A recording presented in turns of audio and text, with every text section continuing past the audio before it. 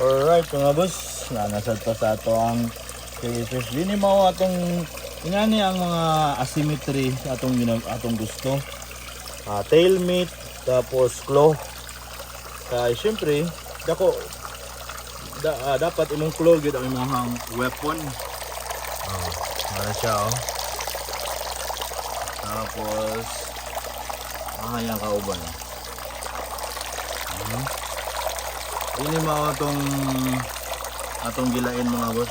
Yan na yung mga kauban na yapon sila, pero gilain na nato itong isa. So at least makita ninyo mga bossing yung isa yung moves. Wala siya oh. Mga boss.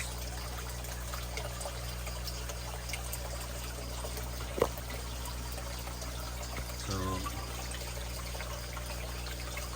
tutukan na to yung size.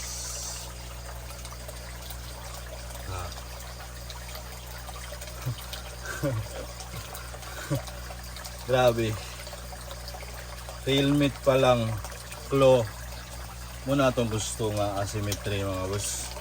Kung sa bodybuilding ba, 200 pounder ni siya nga heavyweight class.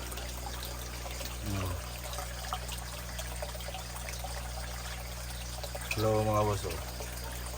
Awa na itong claw eh.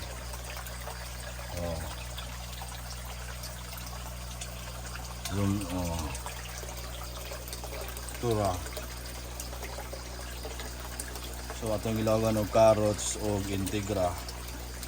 Naka-posisyon gid siya sa kanang mating ng mo-attract o female. Ngunit piko ang iyahang tawa ni. Iyahang tail. Then ano naman iyahang playmate ani. Wag pang